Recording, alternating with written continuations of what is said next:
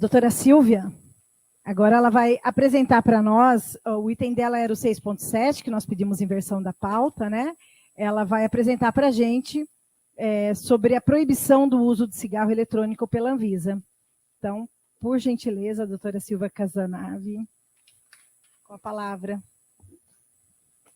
Bom, boa noite. É um prazer para mim estar aqui, uma honra. Queria muito agradecer o convite e a possibilidade de estar aqui trazendo esse tema. Me apresento. Você pode passar o próximo? Eu tenho meu currículo aqui também. Eu coloquei o currículo porque eu queria colocar a questão do conflito de interesses, né? Eu gosto de fazer essa apresentação pessoalmente, que é para olhar para todo mundo e dizer que eu não tenho conflito de interesses. Eu estou aqui para defender uma posição da toxicologia, uma discussão que a gente tem feito a respeito desse tema. Não estou patrocinada por ninguém, não tenho vínculo com ninguém, não tenho vínculo com a indústria de tabaco, nem com a indústria de cigarros eletrônicos.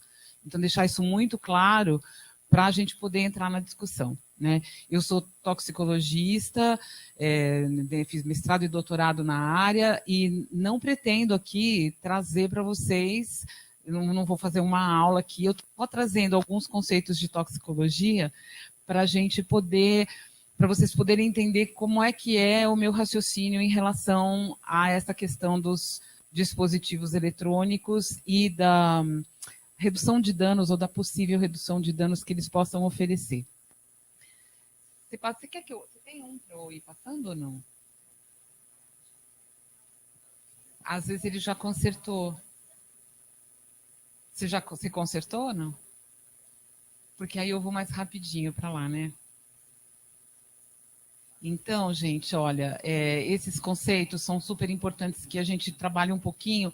Eu vou, obviamente, todo mundo farmacêutico aqui, vocês já sabem, vocês lembram desses conceitos, mas só para falar um pouco da minha linha de raciocínio. Então, toxicologia ela é uma ciência que estuda os limites de segurança e a probabilidade de uma substância não produzir danos em condições específicas. Então, o que a gente vai estar analisando aqui é quais são essas condições. Que condições específicas são essas que a exposição às substâncias que estão presentes nos dispositivos eletrônicos para fumar podem ou não ser nocivas, né? Então, uma coisa importante é que, obviamente, cigarros eletrônicos, que eu vou usar mais esse termo do que dispositivos eletrônicos para fumar, que é o que a Anvisa usa, cigarro eletrônico faz mal, causa dano, né? Então a gente precisa estabelecer que condições são essas e que diferença eles têm do cigarro. Opa, desculpa. Então, para a gente, geralmente esse tema ele é trabalhado por uma interação entre o Ministério da Saúde, a Anvisa, recomendações da OMS, e os estados têm toda a liberdade de restringir mais ou menos com algumas regras e algumas leis. Parou. Então, para a gente fazer a avaliação de risco, e aqui tem uma diferença importante, porque eu vou falar de redução de danos. É diferente redução de danos e redução de risco. Né? O risco é a probabilidade, e a gente vai adotar a avaliação de risco como função da avaliação da toxicidade e avaliação da exposição. Então, eu preciso saber aquela substância, o quanto ela é tóxica e o quanto a pessoa está exposta ou não a determinada substância para saber qual é o risco. Né?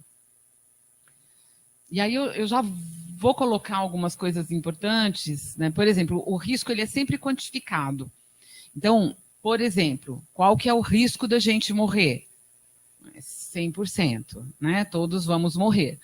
Aí, como que isso vai acontecer? Então, a gente tem outras considerações a fazer. Então, pessoas elas podem adoecer pelo tabaco por ter várias doenças, mas a gente tem uma porcentagem aqui que adoece... Opa, não fui eu. Que adoece por câncer, né? Então, essa porcentagem de pessoas, ou seja, existe um risco de algumas doenças, existe um risco de câncer, né? Ou seja, a gente tem que pensar em efeito determinístico e a gente tem que pensar em um efeito como é o caso do câncer aqui, que ele está relacionado muito mais com a probabilidade, né? Isso só para a gente lembrar como é que é o tabaco. Bom, das substâncias que estão classificadas como carcinogênicas pela IARC, o tabaco ele está na categoria 1. Nicotina não está. Tá? Então, essa é só uma informação para a gente trabalhar depois. Aqui tem umas coisas bem estranhas, às vezes, da gente observar, né? A gente coloca glifosato junto com bebidas quentes em categoria 2, por exemplo. Então, é uma tabela que ela vai abarcar um número muito grande de substâncias, e essas aqui são as substâncias que são consideradas carcinogênese, né? São substâncias de potencial de dano carcinogênico que fazem parte do cigarro. Então, aqui na fumaça do cigarro, em tabaco reduzido e em alguns outros tipos de cigarro com filtro, enfim. Para cada tipo de fumaça, você tem uma categoria, um grupo de substâncias diferentes. Bom, falando do tabaco, então, né, rapidamente. A fumaça do tabaco tem cerca de 500 constituintes, né, ou seja, quando você está queimando o tabaco, esse calor que tem na chama, ele faz com que ocorra vários tipos de reação. Então, a gente tem pirólise, síntese e combustão. Decorrente da combustão, a gente tem a produção de monóxido de carbono, que é um dos elementos muito importantes também na intoxicação. Além disso, a gente tem corrente primária e corrente secundária, né? Ou seja, você tem uma liberação de fumaça para o ambiente com uma série de contaminantes.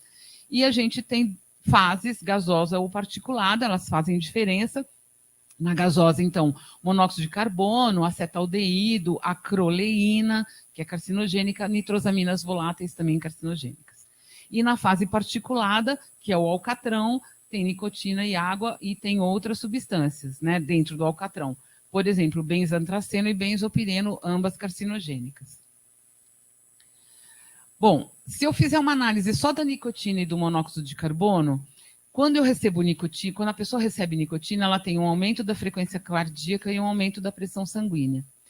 Quando ela recebe monóxido de carbono, ela tem uma diminuição, né, ela tem a formação de carboxihemoglobina e uma diminuição do oxigênio circulando no organismo que vai produzir hipóxia.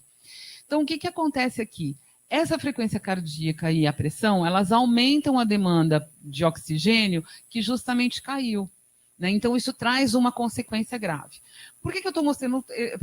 Era o que eu tinha falado no começo. Eu não estou pretendendo aqui, né, dar aula de toxicologia para vocês, mas é trazer essas informações, porque quando eu falo de um cigarro eletrônico que tem nicotina e não tem monóxido de carbono, eu tenho que analisar qual é o aspecto relevante para mim nessa análise. Ou seja, a nicotina vai continuar produzindo aumento da frequência cardíaca e aumento da pressão sanguínea. A nicotina vai continuar produzindo dependência. Mas se eu estiver falando de uma aterosclerose, ou de uma vasoconstricção, ou de uma isquemia, eu vou ter esse efeito diminuído, porque eu não vou ter o monóxido de carbono dentro do cigarro eletrônico, porque ele não está sendo queimado, ele está sendo aquecido. E ali eu não tenho todos os componentes que tem no tabaco. Então, o fato dele não ter uma temperatura tão elevada como na queima, e de eu não ter uma combustão incompleta, eu não vou ter a produção de monóxido de carbono, por exemplo. Então, são duas situações diferentes, né? Ou seja, aquela que a gente tem no tabaco, então, as substâncias irritantes e as cancerígenas ou carcinogênicas. E aí, em função de todas essas substâncias, eu vou ter alguns efeitos. Efeito cardiovascular, efeito de bronquite, câncer e dependência. Quando a gente refere redução de danos para cigarros eletrônicos, eu tenho que optar por que tipo de redução de danos eu estou pensando. Eu vou diminuir a dependência? Não, não vou diminuir. A pessoa vai continuar dependente. Ela vai continuar recebendo nicotina e ela vai querer receber essa nicotina, porque a dependência é um processo biopsicossocial e que é muito difícil de você reverter, né? Principalmente para a nicotina, que é uma das substâncias que causa mais dependência que a gente conhece. Mas se eu estiver falando, por exemplo, do câncer, eu vou ter uma diminuição da probabilidade, então aí a gente volta na questão lá da probabilidade, do risco, né? Vou ter uma diminuição da probabilidade desse câncer se manifestar. Por quê? Porque eu não vou ter presente aquelas substâncias que estão no tabaco e que não estão no cigarro eletrônico. Mas a gente tem outras substâncias no cigarro eletrônico que merecem destaque também. Então, no tratamento da dependência de nicotina, nós já temos disponível adesivo, chiclete, spray nasal, inalador, tudo de nicotina. Tá? Todos aprovados e que são usados. Então, o fornecimento da nicotina ele ocorre hoje dessa forma. Bom, e aí a gente tem as regras da Anvisa, ou seja, ela sempre trabalhou bastante em função do tabaco, né? Os produtos fumígenos derivados do tabaco são definidos pela RDC 90 de 2007. Aí eles dividem em geradores de fumaça e não geradores de fumaça. Então, entre os geradores de fumaça, todos os cigarros, inclusive cigarro de cravo aqui, cigarro indiano também, né? E aí eles colocam como gerador de fumaça os dispositivos eletrônicos para fumar. Existe um questionamento que é, o que tem aqui não é fumaça, é vapor, porque não queima, não tem combustão, tá? Mas a Anvisa classifica como gerador de fumaça.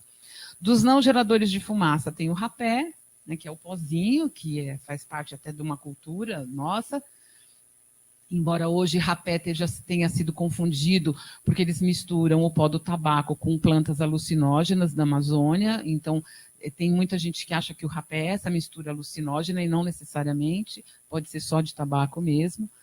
E o snus ou snuffs, que são aqueles mascados que a gente vê, às vezes, os jogadores mascando. Né? A Suécia consome bastante, mas nos Estados Unidos também a gente tem muitos consumidores. Bom, nessa regulamentação que a Anvisa fez, eu não vou falar sobre isso, foram décadas de tentativas de mudanças de regulamentação para que a gente tivesse uma grande diminuição no número de tabagistas no país. Então, a gente saiu de lá da década de 80 com cerca de 50% de tabagistas para hoje, que a gente está beirando os 10% mais ou menos. A gente está há algum tempo meio estabilizado, entre 10% e 12%, até 15%, e algumas medidas podem ser tomadas para que isso diminua um pouco mais. Bom, depois disso tudo, a gente teve a regulamentação de propagandas e a gente continua vendo as pessoas fumando em filmes, cigarros, enfim, filmes, propagandas, etc.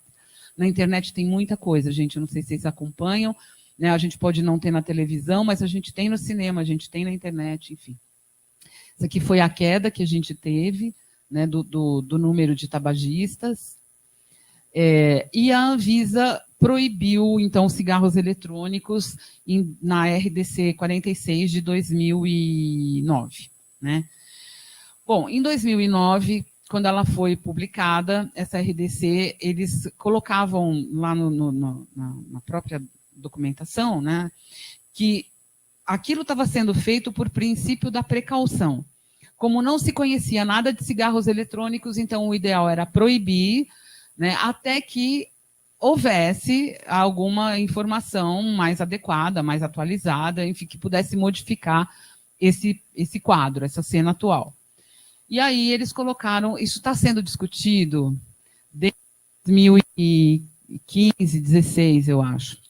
Quando entrou de novo, nessa época eu estava lá na Anvisa, né, eu era superintendente de toxicologia lá, e a gente incluiu de novo a discussão na agenda regulatória, que está se prorrogando, né, porque ela não termina. A gente teve várias publicações, né, teve várias audiências públicas, e essa última aqui, que é a última consulta pública para revisão dessa resolução, né, da RDC 46. Tá? Então, ela foi colocada para contribuições em dezembro do ano passado, e ela terminou agora, essa semana passada, não, agora dia 9 de Março, de fevereiro, né?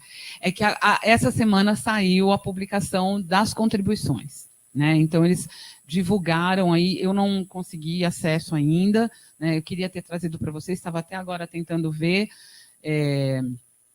porque eu vi no Instagram que algumas pessoas mencionaram a respeito, saiu uma reportagem, se eu não me engano, na CNN, falando sobre isso e dizendo que cerca de 60% das pessoas que opinaram nessa consulta pública foram contrárias à proposta da Anvisa, que é de continuidade da proibição do cigarro eletrônico.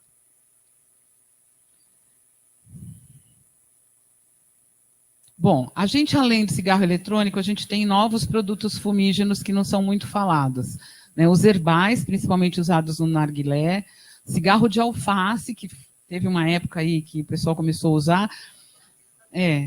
O cigarro de alface, ele queima.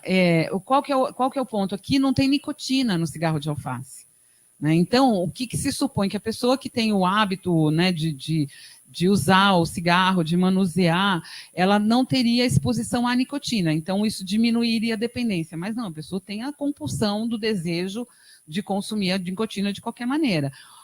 Mas ela não está presente. No entanto, a queima desse vegetal, né, importa se é alface, maconha ou, sei lá, erva doce, a queima do vegetal produz uma série de produtos da combustão que são carcinogênicos, entendeu?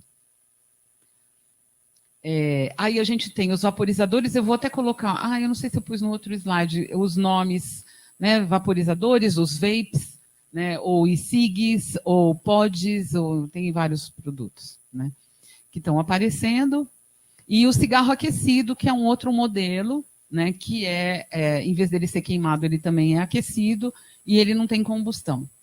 Tá? Independente deles serem regulamentados ou não, quando a pessoa quer fazer uso, ela faz de qualquer maneira. Esse aqui é um narguilé de melancia, né? Pessoalmente, eu vi, a foto é minha, não estava publicado, eu vi as pessoas consumindo. Enfim. Bom, do cigarro eletrônico, então o que a gente tem? É esse formato aqui, né? Geralmente pode ser um formato, esse formatinho aqui de pendrive, é justamente aquele que o pessoal consumiu muito nos Estados Unidos, que o pessoal chama de JUUL, né? J-U-U-L. Foi uma disseminação muito rápida desse produto, porque os jovens gostaram do aspecto, né? Uma coisa que tem a ver com a geração deles, né? Tem um pendrive que você conecta no computador para ligar a bateria, que depois você põe na boca e você recebe nicotina, né? Então, o que acontece aqui é que você tem fumar pendrive, exatamente. Tem, então, um microprocessador, um atomizador que aquece, e aqui tem uma bateria e você tem um cartucho. Esse cartucho tem vários tipos de produtos, né? E aqui tem uma luzinha que simula chama. Então, a pessoa, quando está com o cigarro na boca, acende uma luzinha vermelha para parecer que está queimando. Então, só para mostrar para vocês, a gente tem 3 gerações. Isso daqui que eu tinha mudado. Eu fico mandando a apresentação antes, aí a gente muda, depois esquece. A gente tem, então, 3 gerações, a gente já está na 4ª geração. Esses aqui são os pods. Então, são vários nomes. A Anvisa classifica isso na regulamentação nova, nessa proposta de RDC. Então, tudo que for considerado dispositivos eletrônicos para fumar são vapes, pods, ENDs, cigarro aquecido, tabaco aquecido, ou seja, são vários nomes que estão surgindo em função da tecnologia. Tem uma diferença importante desses aqui, que é o seguinte, é o cartucho. Porque alguns cartuchos, eles são trocados no dispositivo. Acabou a nicotina, o líquido de nicotina de um determinado cartucho, a pessoa vai lá, compra outro e coloca. Mas tem cartuchos que eles são recarregáveis. Então, não troca o cartucho, você troca o líquido. E isso é um ponto importante, porque aí você não consegue saber o que está sendo usado naquele líquido novo que está sendo inserido no produto. Então, a gente tem muitos modelos, como eu, né, quis mostrar para vocês aqui. O FDA teve mais de quase 60 mil solicitações de registro de autorização de comercialização de cigarros eletrônicos. Então, os modelos são muito variados. Diferenciação dos cigarros eletrônicos para os convencionais. Então, o aquecimento aqui do tabaco, né, do tabaco aquecido, é até 300, esse aqui é até 900. Aqui tem uma produção de aerosol, aqui tem fumaça. Então, aqui não queima, não tem combustão. Aqui não tem cinza, aqui produz cinza. Tabaco reconstituído, aqui é uma mistura de tabaco tradicional. Aqui tem a principal função do filtro é resfriar, aqui é só filtrar partículas sólidas, redução dos componentes tóxicos, e aqui a gente tem a formação. Ou seja, no tabaco aquecido, como ele não queima, então a quantidade de substâncias que estão presentes no tabaco, elas não são fornecidas para o consumidor. Tá? Então a gente tem aqui só um exemplo, né, de uma comparação do aerossol com a fumaça, né, do cigarro aquecido e do cigarro convencional, só para vocês terem uma ideia rápida assim, de como é que isso fica depois de consumido. Esse daqui é um trabalho da professora Sandra Faschi, da USP. Ela estava fazendo uma comparação justamente para ver as inflamações crônicas, né, se tinha alguma modificação. Então, ela usa esses recipientes aqui para expor animais de laboratório, né? E ela publicou já alguns trabalhos, é a única pessoa aqui no Brasil que está fazendo trabalhos comparativos para verificar se existe uma diminuição da doença ou não. Tá? Essa aqui é a equipe dela. Ela continua fazendo esses trabalhos, ela já teve essas publicações. Tem uma grande dificuldade por conta da importação do produto para poder fazer análise, né? Enfim, falando um pouquinho de toxicologia e redução de danos, então, para depois eu concentrar todas essas informações naquilo que a gente pode debater. Então, o que é redução de danos? Ela é uma política de saúde, né, que se propõe a reduzir os prejuízos de natureza biológica, social e econômica. Não é só a questão de saúde, né? Ou seja, não é só biológico. A gente está pensando no social e no econômico também. Do uso de drogas, de uma forma geral, a gente está falando de todas as drogas lícitas ou ilícitas, pautada no respeito ao indivíduo e no seu direito de consumir substâncias. Tá? Eu digo que, eu prefiro usar esse conceito, que redução de danos é uma política de cuidado com as pessoas que têm dificuldade na abstinência ou não têm o desejo de interromper. A pessoa, provavelmente vocês conhecem fumante que fala assim, eu sei que faz mal, mas eu não quero parar de fumar. Né? Então, eu acho que conhecem?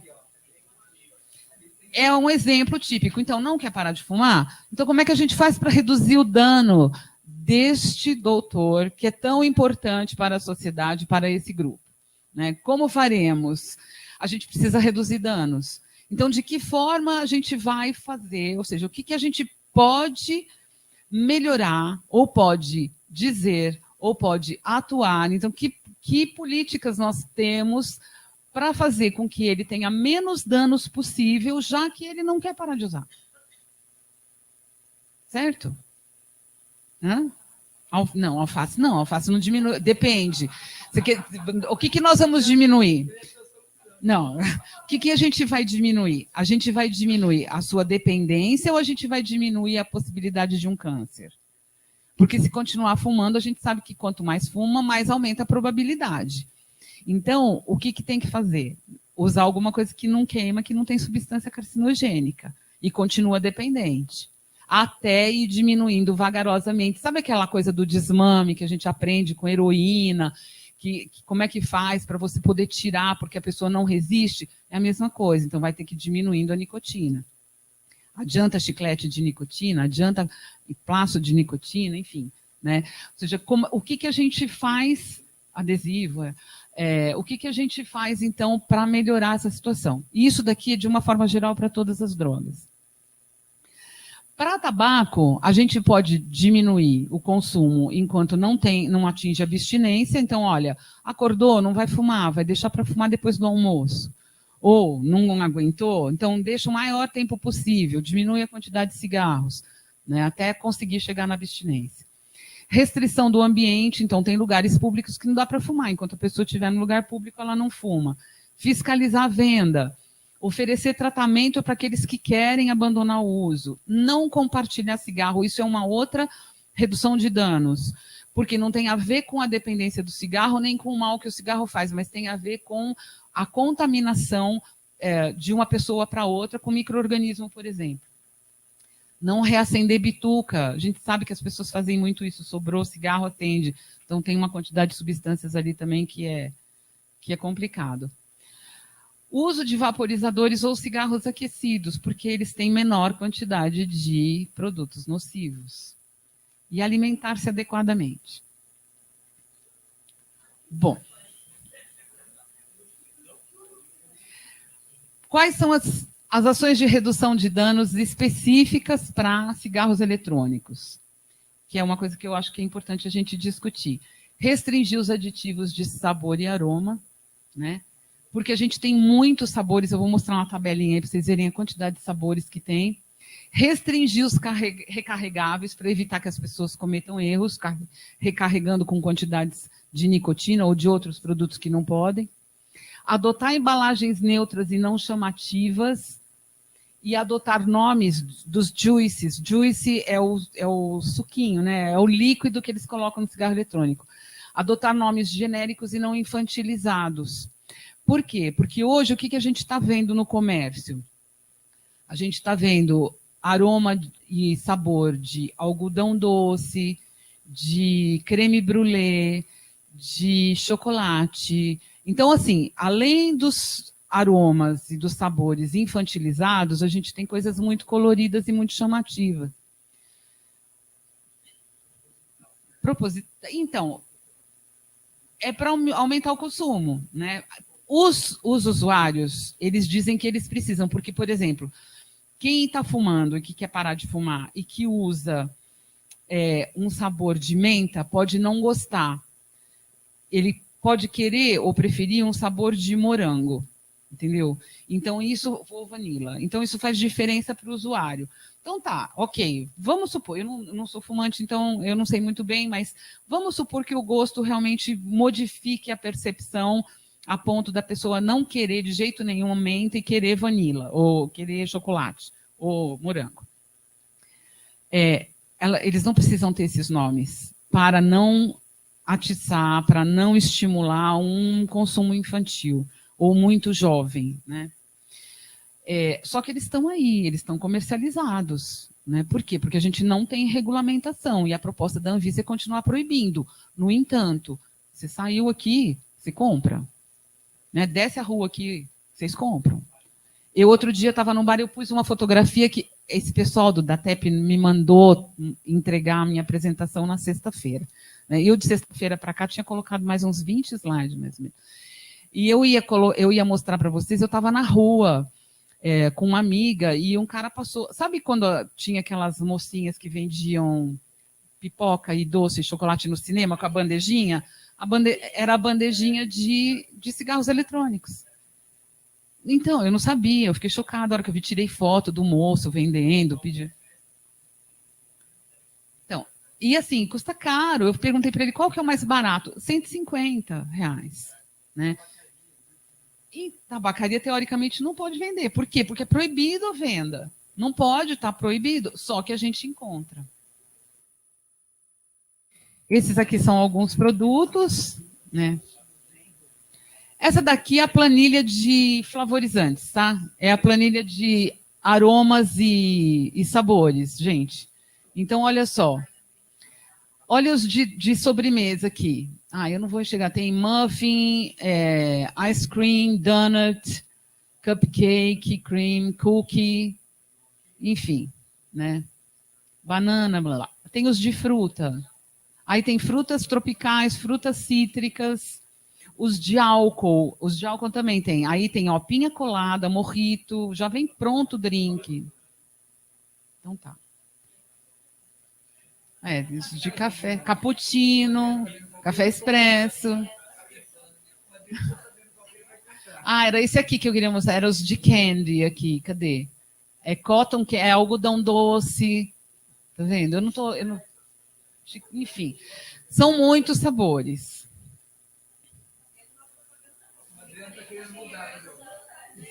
Deixa eu só ver.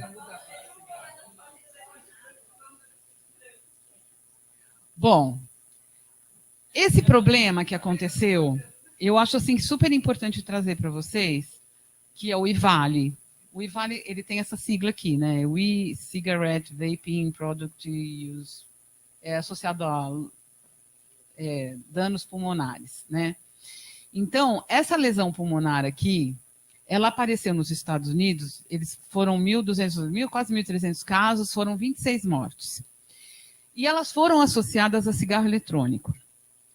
Mas elas foram pontuais nos Estados Unidos. Então, a gente vê, por exemplo, o Japão usa muito cigarro eletrônico, eles usam muito cigarro aquecido, a Europa está usando muito também, e a gente não via essa doença aparecer nesses países e viu só aparecer nos Estados Unidos.